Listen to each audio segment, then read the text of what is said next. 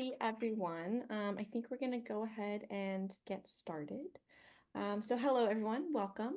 It's lovely to see so many wonderful faces, and thank you for being here this evening. Welcome to Words for Wandering.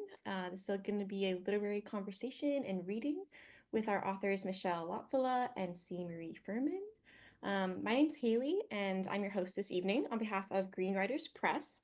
And we're also joined by the founder and publisher. During this hour together, we will be hearing from Michelle, who is the author of the poetry collection Between Latitudes, which will be releasing on March 26th from Green Writers Press. And we will also be hearing from CMarie, who is the author of Salmon Weather, which will be releasing on March 15th from the University of Georgia Press. And both between at this point for pre-order.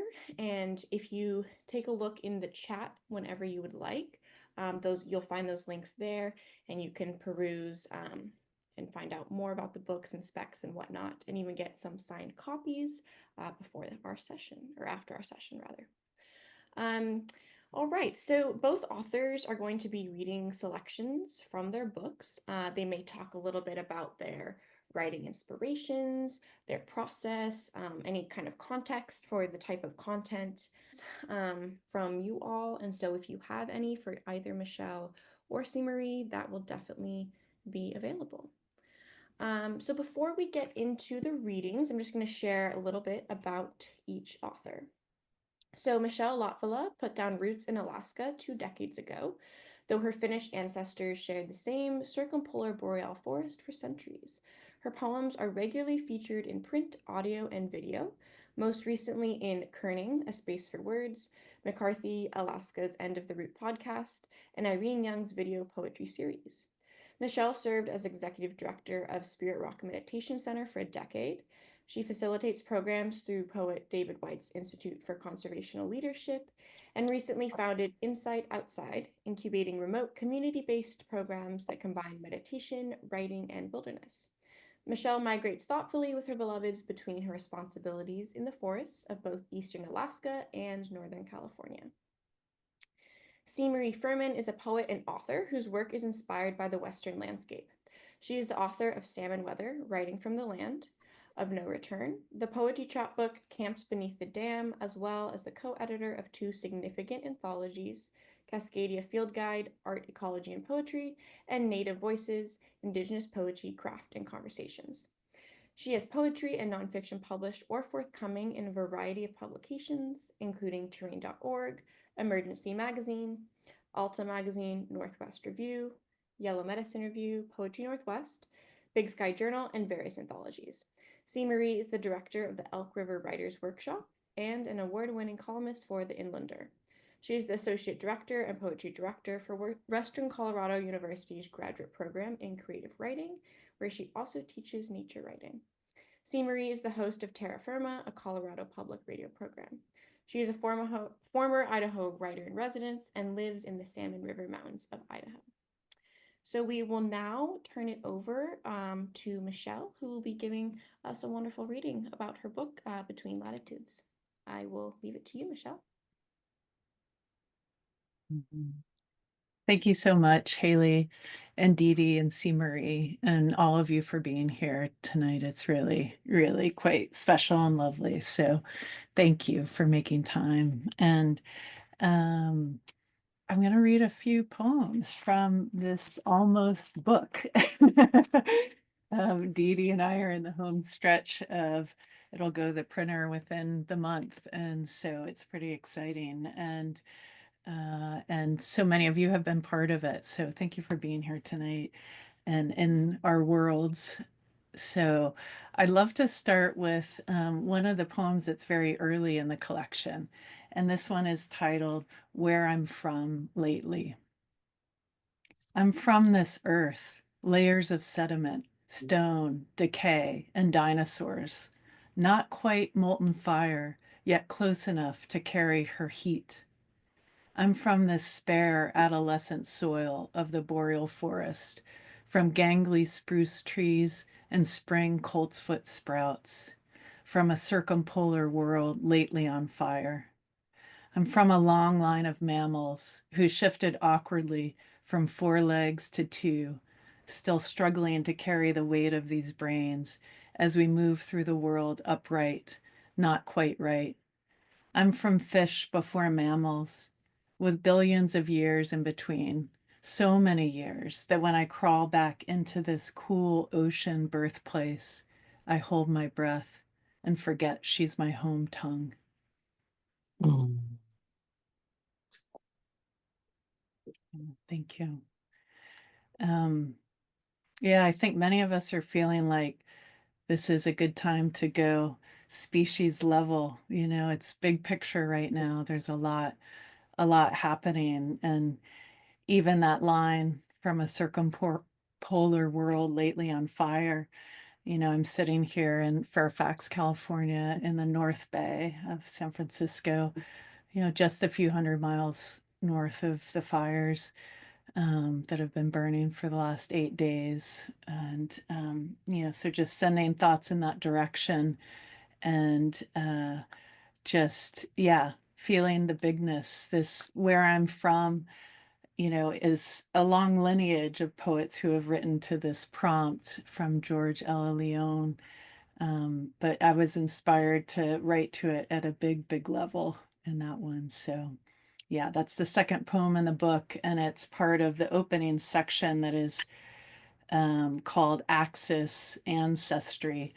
And it kind of, you know, when the poems were telling me how they wanted to be collected together, it kind of had this sense that there is an imaginary axis inside all of us that is our ancestry, and it's kind of with us whether we want it to be or not. And so how do we orient to that as we're moving through at a level of lineage from species and family? um, the next poem I'll read is uh, from the second section of the book, which is called 61 Degrees Latitude North. And those of you calling in from McCarthy, Alaska, will recognize that latitude as our home turf up there. And I've been spending time up there since the late 90s and started building a cabin in 2004. But the less obvious thing is that that's also the latitude of my great grandparents on my dad's side. So the Finnish ancestry on that part of the family, all of my great grandparents came from between 61 and 63 degrees north latitude in Finland. So it's been quite a discovery to find that I found my way back home to my own genetic latitude. So many of the poems in the second section were written in and around McCarthy and Wrangell St. Elias National Park. And this poem is titled What March Is. Early showers on our cabin roof, spring flies buzzing our windows, wrinkled necks of winter aspen soaking up first rains, roots still saddled with snow, droplets draping on needles, spruce tips not yet born, a bear or maybe a rock, but likely a sow with a cub splayed on rock above tree line out of winter's reach. Pistachios shelled one by one next to the fire, ample labor involved, as animal fur shows. His hair, my pits, his beard, my legs, all of it rolling together in bed, bodies more reachable than ever. The mail plane fails to fly, low visibility stitched into the fabric of the valley. Galloping weather clocking unlikely records daily. 3 seasons collapsed into one. Rain newly included in Earth's unabridged definition of what winter in the far north is.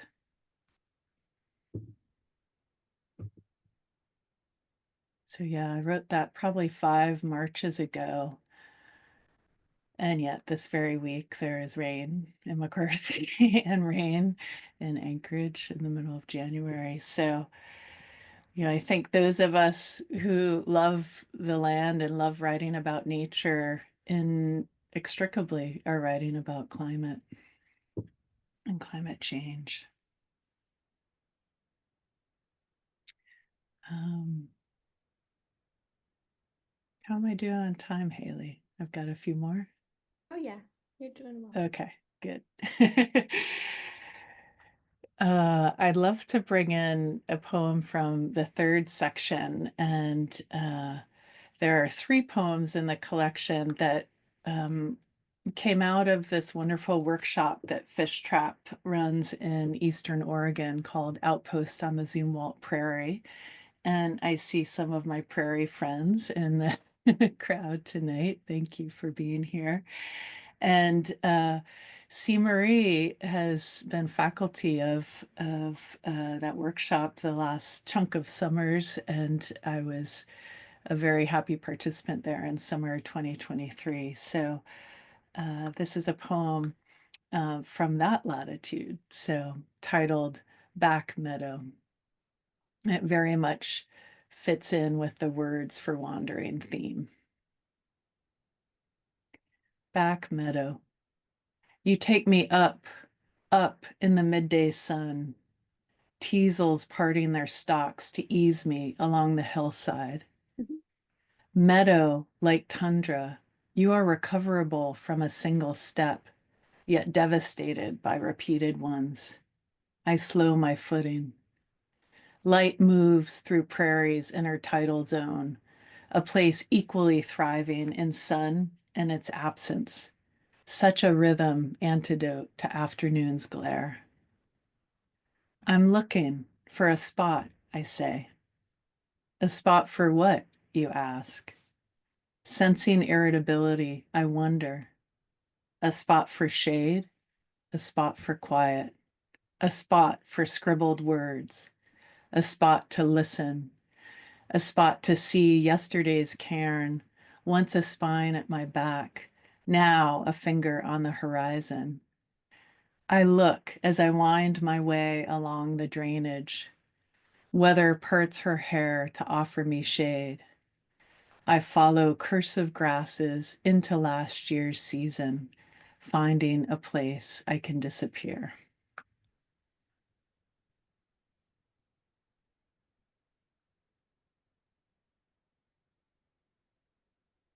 Yeah, thanks everyone. I'll read a couple more as you get a little farther into the collection. There's the closing section is titled Rotation, and kind of gets into, is almost the bookend to the axis, and gets into some territory again that, yeah, I don't quite have words for the territory. I guess you'll find out, and I'll read you one of those poems. But it's a good territory to be in, our rotation. This one is sometimes a little literal with rotation. And for those of you who have suffered from vertigo or possibly other chronic conditions that you're navigating, my heart goes out to you. I've had a very bad bout about a year ago and have been dealing with some recurrence. And this poem was written with a little perspective on it, so still gaining it. It's titled Vertigo. Lay the body down slowly. Don't lie on the affected side, though you might not know which that is. Put peppermint oil on your feet, but not too much. Learn the Epley maneuver, but get it right or make it worse. Sleep propped at a 45-degree angle, if you can sleep at all. Repeat until gone or the world ends, whichever is sooner.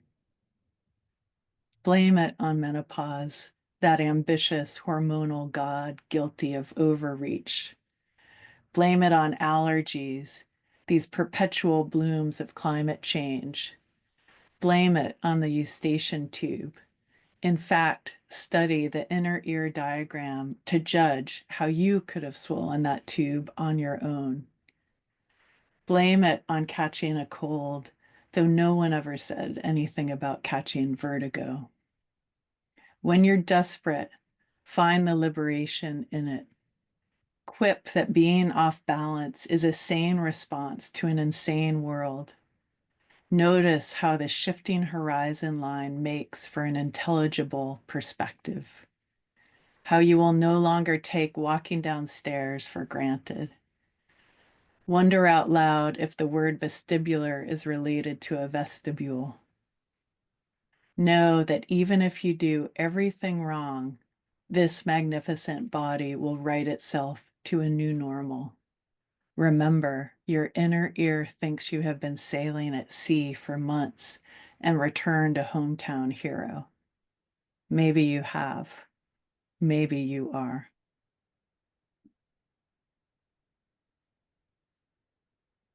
Yeah, thanks everyone. I'm going to read one last poem and then welcome CMarie's voice in. This one was also written in McCarthy. And for those of you not familiar with it, it's a tiny, tiny town, but there is a historical museum. And the context for this poem is there was a land acknowledgement sign created for the museum so that people saw it on the entrance, and very well-intentioned, beautiful sign. And this poem came out of a much more complex conversation that I had with a local Otna Athabascan elder named Wilson Justin. And the poem is called Watershed. You can't welcome, he says. There's no word in our language. That's the creator's role. I stare, standing next to him, reading words and more words on the land acknowledgement broadside near the museum entrance. I wonder out loud, is it a first step, the only step, a misstep, a sign of the times, attempting to use language to explain the inexplicable? His people's 10,000-year migration, decimation, and presence in this watershed, on this land, in this valley. Land that people who look like me, people including me, now own. Wilson throws food scraps to the dogs. It's a step, but a wrong step, he says. It's not about land, never ownership, always about place. If you want a sign, say, this is the language that was spoken here. These were the songs that were sung here.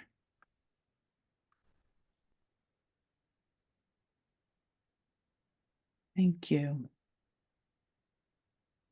Thanks, everyone. Really exciting to share some of that work with you. And I'll hand it back to Haley and CMarie. Thank you so much, Michelle. That was truly wonderful. And thank you for choosing poems too that kind of span across the entire collection. I think that really well just gave really good example of what your collection is as a whole. And there's so much more of that.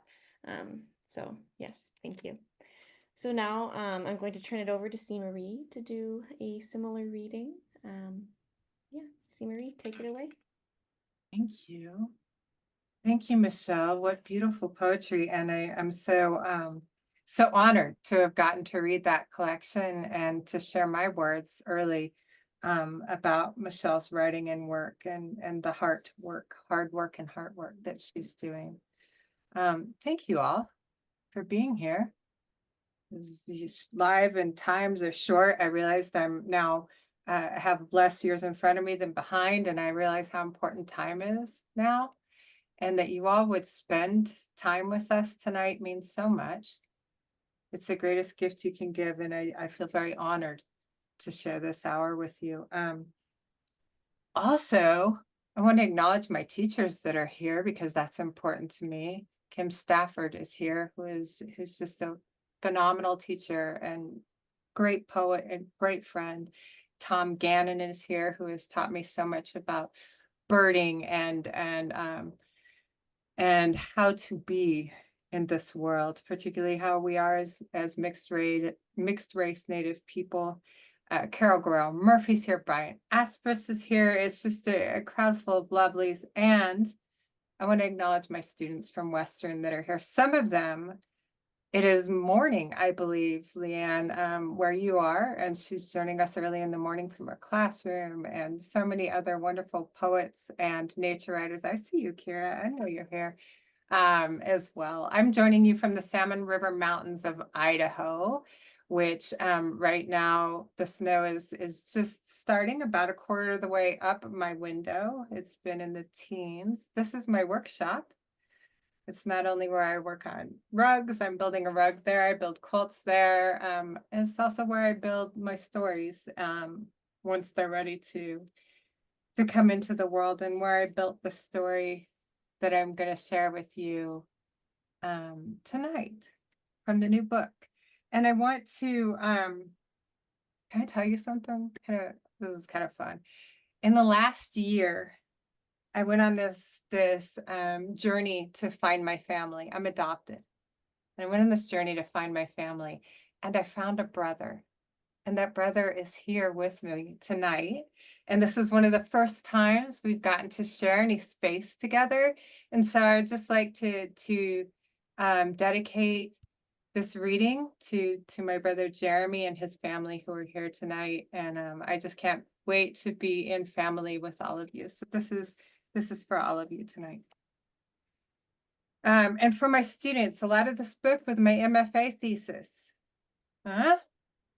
Okay, so know that that's you next. That's you all next. This one wasn't that. This was a request from the city of Boise to write about a river, and then the city of Boise defunded the project. This bend in the river, or what may have been a dream.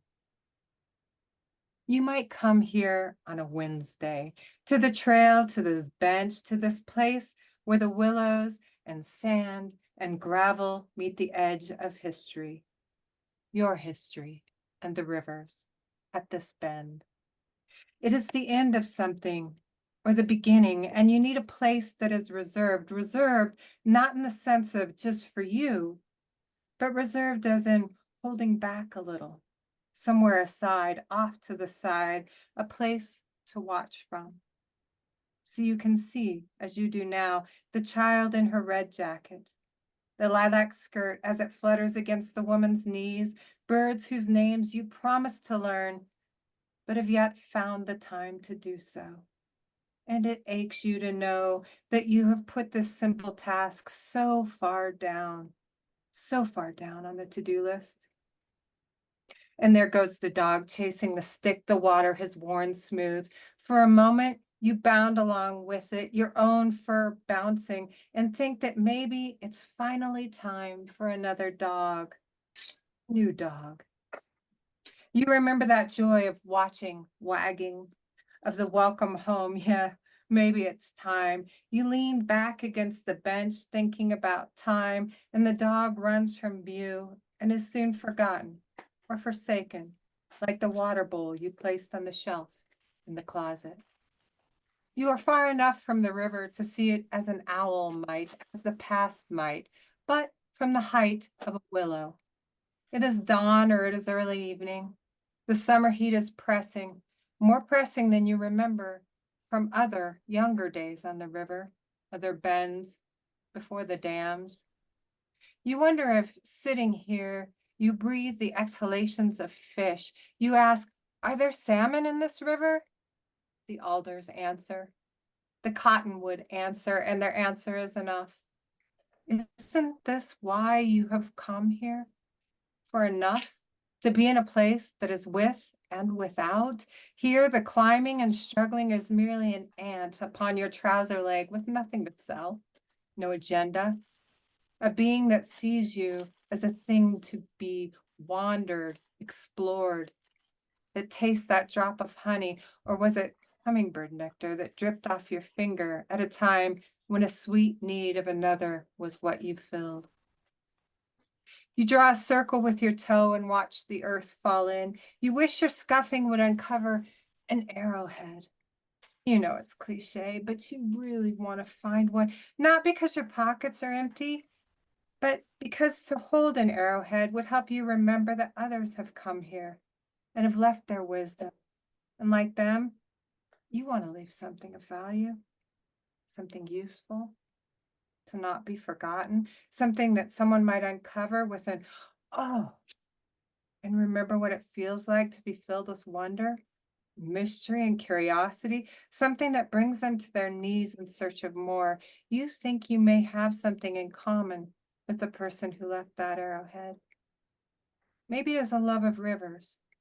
Maybe they too like the smell of wet rocks and cottonwood resin. You wish to throw a rock and hear the splash.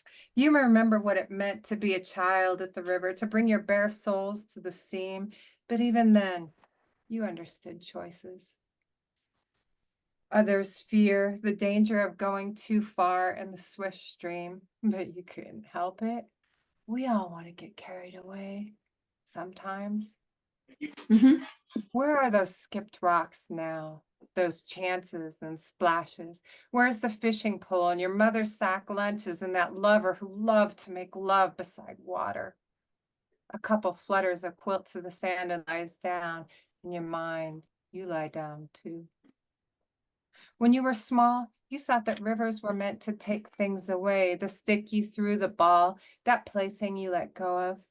You saw floods. The house carried away, the logs, the road. You saw fish float from baited hooks. Even snow and ice were carried down, down. If the river can take, can it also bring back? You know the river brought you here to this bend on this Wednesday. And now the clouds must be gathering, or perhaps the sun has dropped below the horizon, or maybe you're just getting older, tired, but it is darker. You rise and walk finally to the river's edge. You see sky reflected there, the blue of it, the light left shimmering in water. The children have gone home for their suppers. The lovers move back into the trees. In the distance, a dog barks, and then the dog and the lovers and the child in the red jacket and even the woman in the lilac skirt are never there at all. This is why you have come to the river. You and these memories, you and every river you have ever known, ever loved. Weren't they all the life you wanted to be part of? Weren't each of the rivers what you craved from life, to bring and be carried away, to be useful and beautiful, and to have shores that would gather others? And here it still is. And it's not too late. Not too late to take off your shoes. Your coat will be on the bench where you leave it. We will all be here with you, all of us. Arrowheads pressed in our palms, dogs at our sides, wading together into the gush of cool, feeling the smooth of stones skipped for centuries. The salmon returning past the breached dams, bringing us together like pebbles into a red.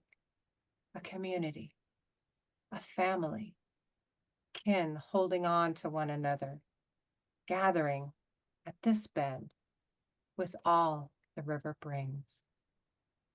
Thank you.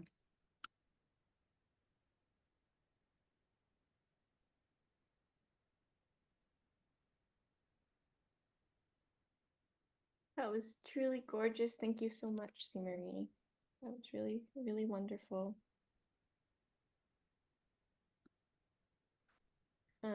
So at this point, I'm going to open it up to the audience to ask any questions that you have for either author, just as we all sit with those great words. If you feel comfortable, feel free to raise your hand, or you can tap the little hand raising icon, or you can also put your question into the chat. And yeah, so feel free to do whatever you feel comfortable with.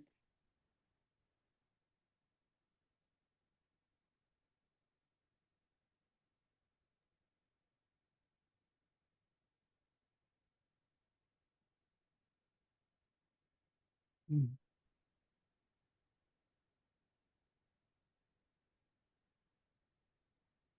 I have a question for you, Michelle. Of course I do. Of course Good. I I do. wanted to be in conversation with you. I, this is your first book, which is very exciting, and I'm just thrilled for you and thrilled that this work is going to be in the world. And I wonder if you would have any advice for those who might just be starting to write poetry or have some poems together or want to share their poems. What would you say to those poets who are ready to take that next step? Mm, that's such a nice question. And I noticed you recently had a thread, on one of your social medias around, kind of writing your life. And so just bringing your phrase into that, I feel like that is very much part of what I've done. It's been a deeply experiential, kind of deeply personal process that, uh, of just paying attention. I think coming from both, some meditation background and then just kind of always feeling an intimacy with nature. So much of it feels like it's listening and seeing and paying attention.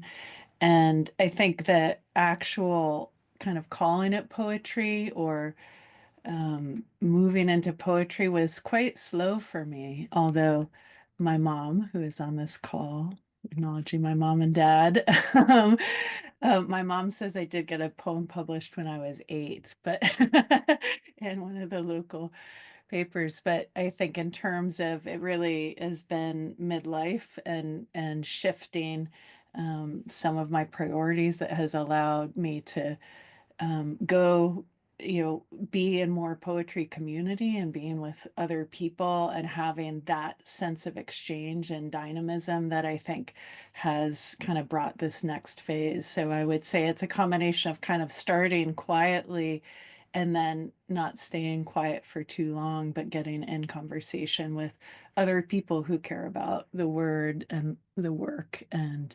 finding your way. Mm, mm, I love that. I love that. Thank you. Mm-hmm. There's a question from Tom Gannon. If you all don't know Tom Gannon's work, his book Birding While Indian is fantastic, and I would love to recommend it to you all. Yes, my naturist style is so wonderfully engaging. Who do you consider your major nature writer influences from the last generation or two? I suppose Linda Hogan might be one of them. I love that you said that, Tom, because I just received a package from Linda today with a beautiful shawl that I thought about wearing as protection or as comfort tonight, and some beadwork that she wanted me to have. She has been an influence on so many levels. It's wonderful. Her book, Woman Who Watches Over the World, gave me a doorway into so many things I wanted to talk about, and in ways that that included all beings. She has she has a poetry background. Her writing is lyrical. And I believe when I read Linda Hogan that there's nothing between Linda Hogan's heart and soul and spirit and the work I'm reading. It's just a direct connection there. Her book Dwellings, I think, is one of the finest books of nature writing out there. And she has been a huge, huge influence. I would also give a thumbs up and a lot of love to Nan Shepherd, who is passed. She wrote in Scotland in the Cairngorms, and her book The Living Mountain is one that I go to over and over again. Also John Steinbeck, who I think is one of our finest nature writers and doesn't get a lot of credit for nature writing. But is a fantastic nature writer. And I can't, we live in a time where we want to forget some things and only look at other things and sometimes as a society, we can't hold two things to be true at once. And I work really hard to get past that. So I also would say Wallace Stegner. I would also say Doug Peacock, and others might say, oh, those are white guys. They are. They are, and they're some of the finest nature writers I know. And some of them, some of their work also points to the need for traditional ecological knowledge, to listen to Native people, to give space to Native writers at a time when that wasn't happening. And John Graves, we could go, Tom, down a long, long road, but there are so many, and I'm sure I'm forgetting others who I love and who have mentored me. Certainly Camille Dungy is in that group. Yeah, I hope that helps. Dwellings is probably, yeah, is one of the finest books out there. You're welcome, Tom. Book of Medicines, absolutely. I am curious about, for both of you, both of your work discusses how you interact in the environment and how the environment then shapes you and your creativity as well, and also just your existence. And Michelle, especially, like this Between Latitudes talks a lot about boundaries, environmental boundaries that you find and that you break, and that you move between. And so I'm wondering how you find that both in your own life, in being physically in an environment, but then what are some other ways that you kind of try to break boundaries in your own writing itself? And so maybe kind of pushing your limits, or maybe delving into a creative space that seems a bit uncomfortable in order to kind of get to that next level in your work. Yeah, that's a nice question. I think there is a lot of tension in my work, and even again in the title Between Latitudes, and this sense of a tension of having, two home places, um, you know, ancestrally, vocationally, like things dispersed in different places. And there's a lot of, yeah, poems with, the words migrate or migration and different things in there. So it's interesting, I think, having that as a core, in Zen Buddhism, it would be talked about as a koan, as sort of unresolvable question that you carry and live with and love, um, and and is your muse, and is your albatross, and sort of all of that, I think, has kind of pushed towards what you're saying, some different forms or different expressions of that. I think, when folks have a chance to visually see the book, there are different, a lot of things fit on one page. My poems are generally fairly concise, but they definitely take a lot of different forms, shapes, and couplets, intersets, and different types of things. And I've always felt very free with that, like that the poem is going to tell me how it wants to move through space. And sometimes it's very condensed, and sometimes it's a little more explosive. And so, yeah, I think some of that pushing boundaries is actually listening, and one of my common experiences is being surprised by what my poems do. Certainly how they end, almost always I'm surprised. But so there's a certain amount of of yeah, willingness to, like, I've had a couple poems really actually frighten me, and it took me a while to live with them. And they are in this collection, and they still have a little bit of shock when I see them.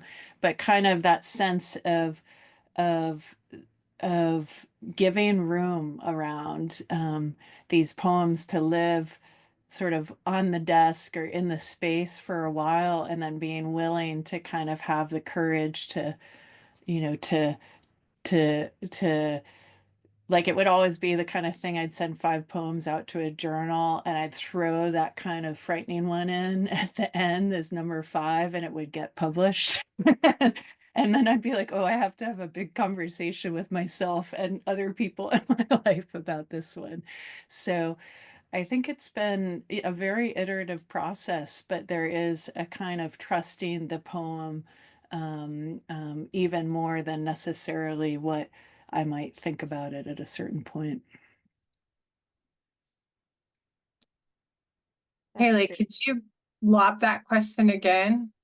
Yes. Or I got so lost in Michelle's answer that I forgot Yes. what I was supposed to be talking. Of course. First, I am just going to respond to Michelle just because I am a little more familiar with her work, and it's been interesting being on one level of kind of the editorial work as well with your collection, Michelle, and the poems that maybe resonated the most with me were often the ones that I was getting, emails like, are we sure that this should go in the collection? I don't know how I feel about this one.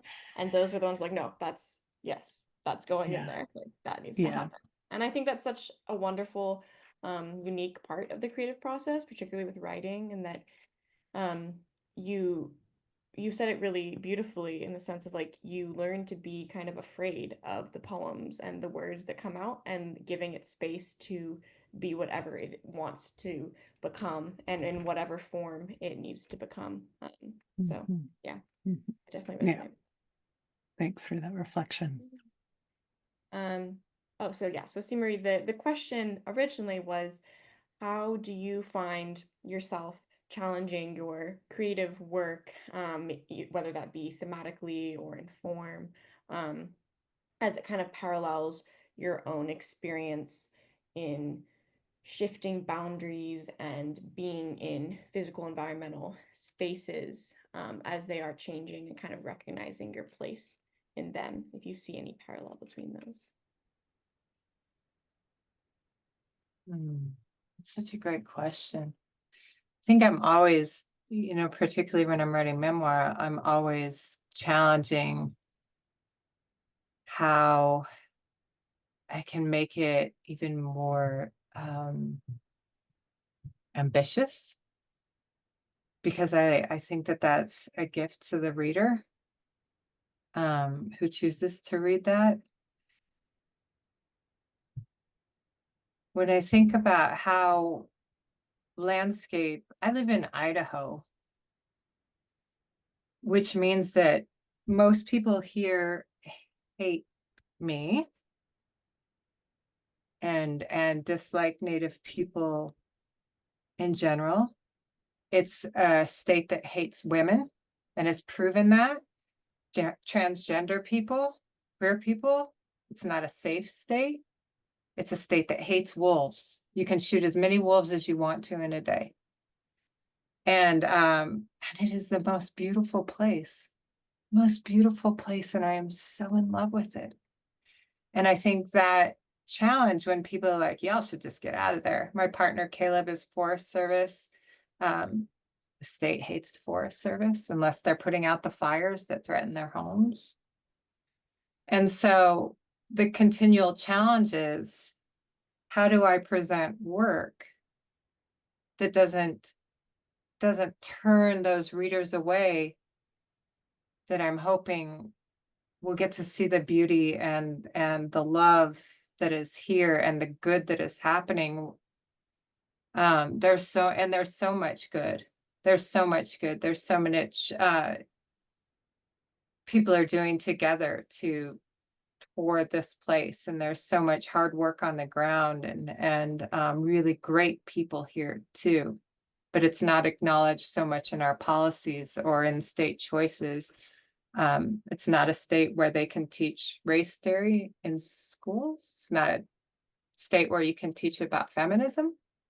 So a lot of what I write in the column for the Inlander, and a lot of what I write is some of my pushing back against that, but it's also some of my, come on in here. I want to show you some love, and not run away.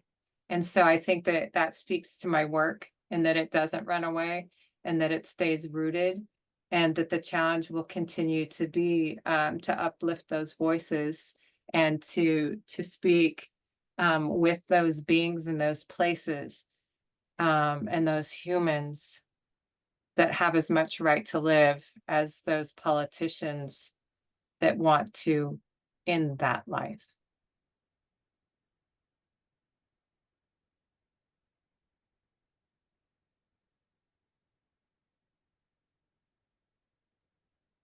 Thank you for that. That's incredibly powerful.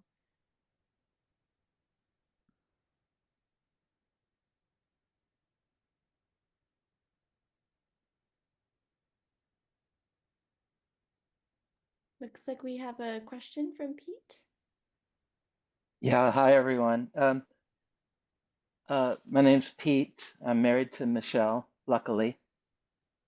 And, I wanted to thank you both for your beautiful readings. And CMarie, I especially wanted to say thank you for just how enthusiastic you are in completely inhabiting your own writing while you're reading it. And you know, you're both you and Michelle, your love of language is very clear. I'm sure everyone on this call is has a love of language, but your amount of enthusiasm and just really inhabiting uh, this beautiful language that you've crafted really inspires me to work a bit harder and push on my own language, even in normal conversations with friends and things like that. So even if I'm not nominally a poet myself, um, I think that your kind of courage in your own reading really inspires me to want to try to push a little bit more in everyday conversations. Um, and it's very clear the things you're saying just really connect us to what makes us human. So both a compliment and maybe a request of myself that I be a little more courageous in everyday talking. But thank you both, and I'll get to thank Michelle later tonight. What a beautiful thing to say. And Michelle, what a wonderful supporting partner that you have, to make those comments and to say those things. And Pete, you're absolutely right.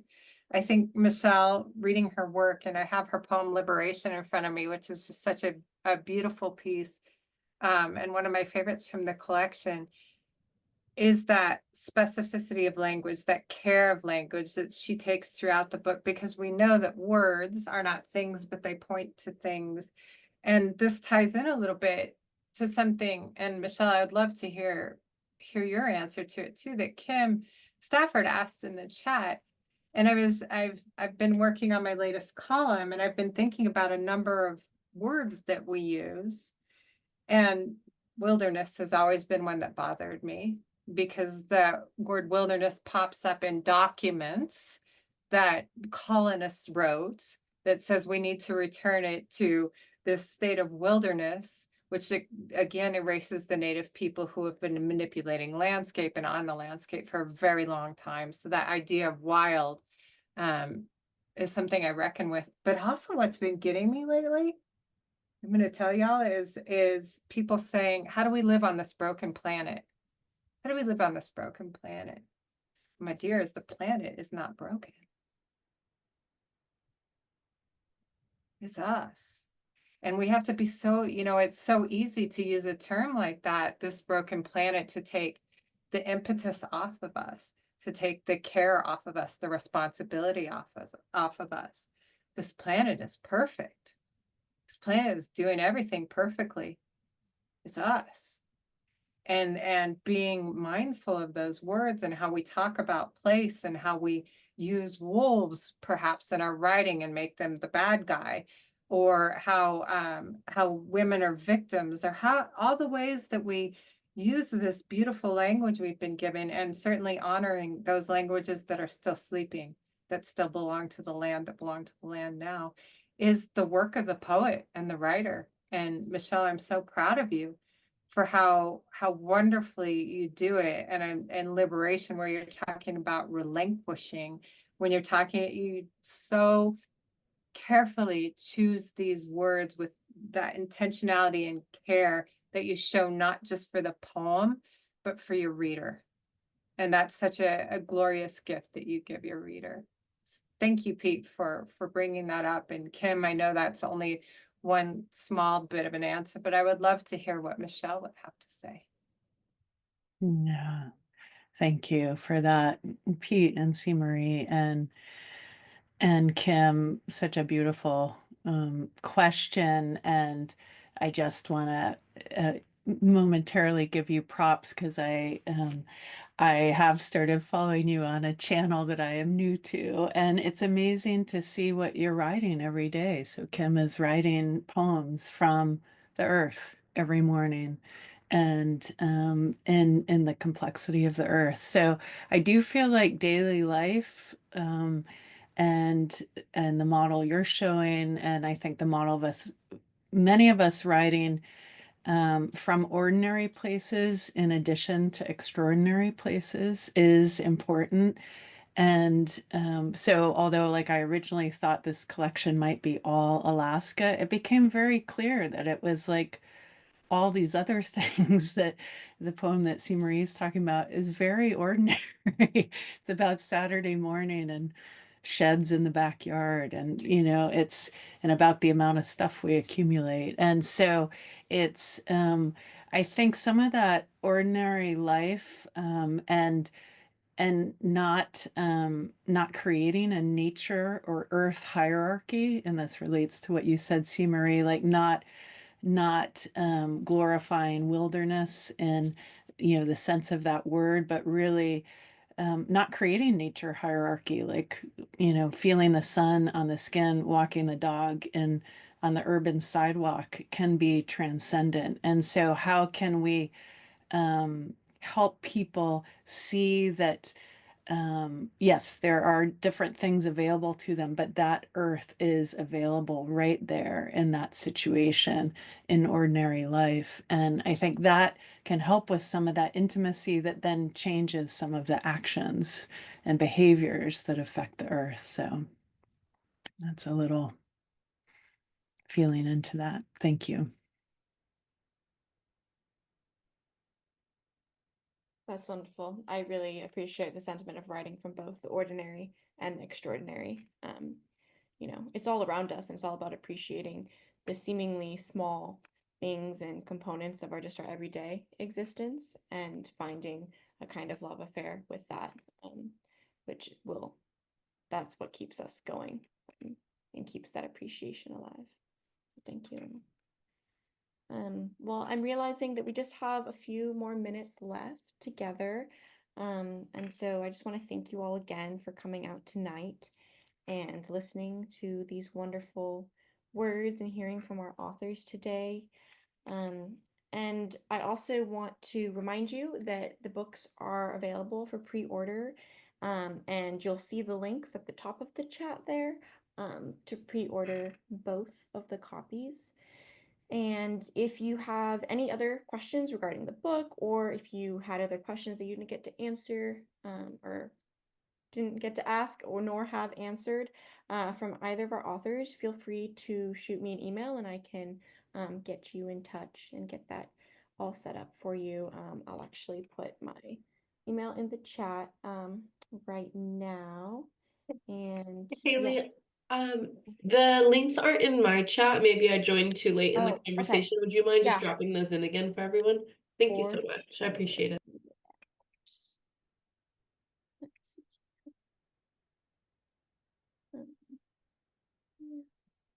Yeah, I'll put those in again. Let's see.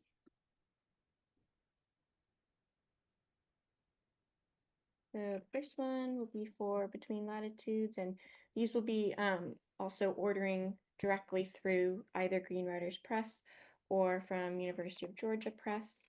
And if you are ordering Between Latitudes, you can get the signed copy, and that will be through Point Reyes Bookstore out in Point Reyes, which we will also be having a launch event for Between Latitudes at some point in April. So stay tuned for that. That will be happening, and I'll put my email in the chat just in case you have any other remaining questions. Yeah, but other than that, I hope you all have a wonderful evening and wonderful rest of the week, and Happy New Year. Great. Thank you. Thank you so much, friends, for coming together in community. Really good to be together. Thank you, CMarie. Thank you. Thanks for inviting me. Thank you, both of you. It was just a very powerful hour. Thank you.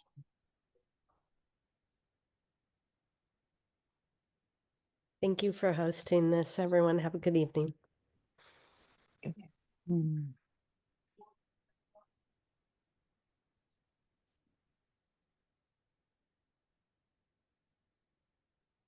Bye. I see Gwen and Judy there. I do too. Yay. Much love. So much love. Yeah. Mm.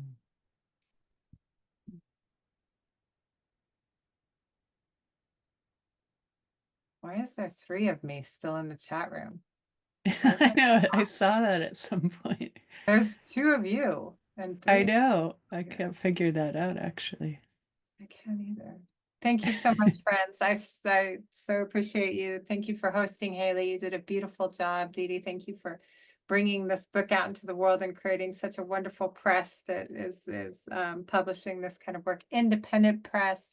Yes. I know I tried to. Women run. Mhm.